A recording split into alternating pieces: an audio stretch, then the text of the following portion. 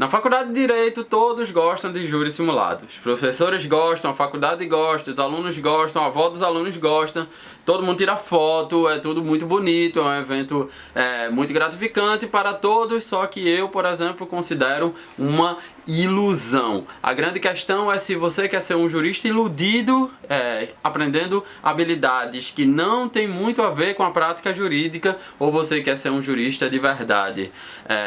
Olá, jovem jurista, meu nome é Ronaldo Bastos, eu sou doutor em Direito. Há 10 anos que eu trabalho como assessor de magistrado, então eu sei bem quais são as habilidades que um jurista precisa para ser um jurista de verdade. É por isso que eu montei o meu curso de prática jurídica, que contradiz muitas das habilidades que são desenvolvidas nas faculdades de Direito, que eu considero não totalmente adequadas ao mundo jurídico. Então, se você quiser ter acesso a esse curso que é inteiramente online, as aulas exclusivas comigo, grupo de WhatsApp exclusivo, essas coisas, acesse o link que tem aqui na descrição. Vamos lá. O júri simulado é seguramente a principal metodologia ativa de aprendizagem utilizada nas faculdades de Direito, utilizada pelos professores nas faculdades de Direito. E ao contrário do que você pensa, não apenas os professores de Direito Penal utilizam júris simulados. Eu vejo professores de várias disciplinas utilizando essa metodologia do júri simulado para discutir uma série de problemas tributários, problemas ambientais, uma série de problemas, né? Quando nós sabemos, por exemplo, que o tribunal do júri é só competente para julgar crimes dolosos contra a vida, mas a gente ainda vai falar disso mais pro final do vídeo. E aí é uma grande festa na faculdade, porque os alunos se preparam durante semanas, os alunos vêm muito bem vestidos, eles vêm com becas às vezes, alguns alunos vêm com becas de advogados, e eles ficam muito parecidos com aqueles atores americanos nos filmes de tribunais americanos. E assim como os atores americanos, eles dão muito mais ênfase à capacidade oratória, digamos assim, o poder de convencimento com palavras um tanto, às vezes, vazias, do que a racionalidade jurídica em si, ou seja, o convencimento por um discurso técnico, né? E qual é a ilusão que eu vejo do júri simulado? A primeira grande ilusão que eu vejo é que, pela minha experiência, mais de 90% da vida de um jurista, do trabalho de um jurista, não é falando, não consiste em falar, mas sim consiste em ler, compreender e escrever. Vou repetir porque isso pode ser contraintuitivo. Mais de 90% da vida de um jurista não consiste em falar, mas sim consiste em ler, compreender e escrever. Isso é contraintuitivo porque o senso comum acha, ou normalmente intitula um bom advogado como aquele que fala bem.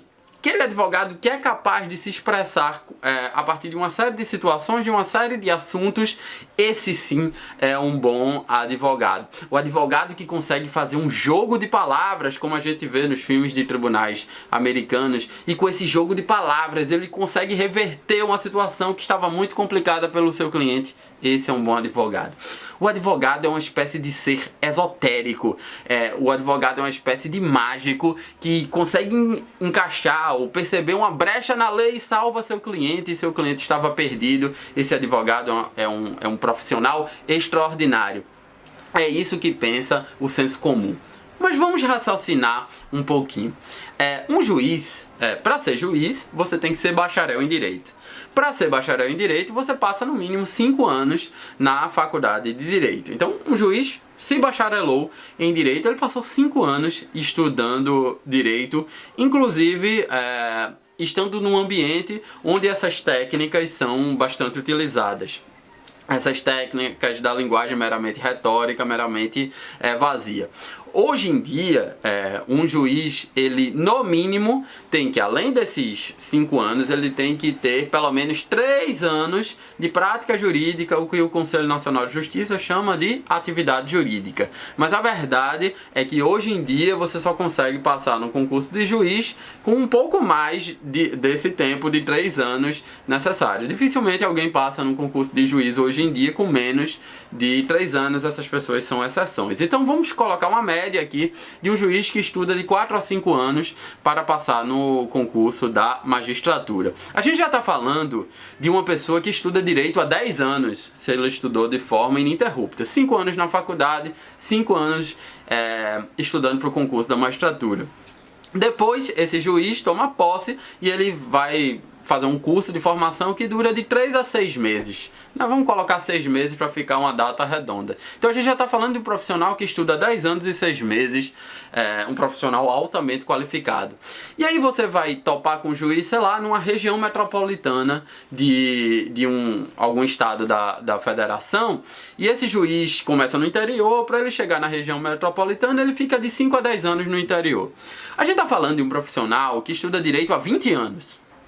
Ele estuda direito há 20 anos. Você acha certamente que palavras vazias, jogos de palavra vai fazer com que você consiga reverter um caso para o seu cliente? Hoje o direito é extremamente técnico. Então talvez antigamente aquele advogado com uma grande retórica conseguiria defender os seus clientes apenas dessa forma. Hoje em dia não é assim. O direito é exclusivamente técnico e não vai ser com jogo de palavras que você vai conseguir convencer um profissional que está há 20 anos estudando direito, né? E na prática jurídica. Então esse senso comum de que o advogado bom é o advogado que sabe falar bem, fica só no senso comum, é só o que é intuitivo. Mas o que é contra-intuitivo é que não é assim que a gente classifica um bom advogado. Um bom advogado não é o que fala bem. Um bom advogado é o que desenvolve prioritariamente as habilidades de leitura, as habilidades de compreensão dessa leitura e as habilidades de escrever acerca dessa leitura. O advogado tem que ler legislação, tem que ler códigos, tem que ler documentos, analisar provas. Em geral, códigos, legislação, documentos e provas são manifestados de forma escrita. Então ele tem que ter habilidade de quê? De leitura. Tem que ter habilidade de compreensão da leitura, porque em seguida ele vai ter que fazer uma petição acerca da legislação, dos códigos, dos documentos e das provas, né? O advogado, um advogado criminalista, ele vai ter que contestar, apresentar a defesa preliminar sobre uma denúncia que o Ministério Público fez do seu cliente. E como é que isso? Qual é a forma que vem a denúncia? A denúncia vem sob forma escrita. O advogado vai ter que se manifestar, vai tentar compreender a sentença de um juiz. Qual é a forma que vem a sentença de um juiz? Escrita. Então qual é a grande habilidade que um jurista tem que ter? Habilidade de compreensão, habilidade de leitura, compreensão da leitura e escrita. Então, por que eu sou contra júri simulado? Porque o júri simulado está focando numa habilidade que é extremamente minoritária para advogados, extremamente minoritária para juristas. A maioria dos advogados só precisam ter a capacidade de leitura, compreensão e escrita. Aí você diz, mas eu sou um advogado que além disso, eu sei falar. Ótimo! Isso é ótimo para você. Tudo que você tem mais habilidades é muito melhor do que menos habilidades. O que eu estou dizendo é que se você foca em júri simulado, você está desenvolvendo uma habilidade que não é imprescindível para o exercício da advocacia, para você ser jurista, né? Qual é a coisa mais comum hoje em dia nos alunos? Os alunos que falam bem, se expressam bem, mas quando vão escrever são verdadeiros analfabetos funcionais. Essa é a realidade. Sou professor desde 2013, posso falar dessa realidade. Então, a habilidade não é de falar, a habilidade é de escrever. Porém, Se você é um advogado que quer trabalhar com o tribunal do júri, ou seja, aquele tribunal que tem por competência julgar os crimes dolosos contra a vida, ótimo, você tem que abusar de júri simulado, tem que assistir plenário do júri, tem que fazer tudo isso. Mas isso sei lá, não sei nem se chega a 1% dos advogados do Brasil trabalham com o tribunal do júri.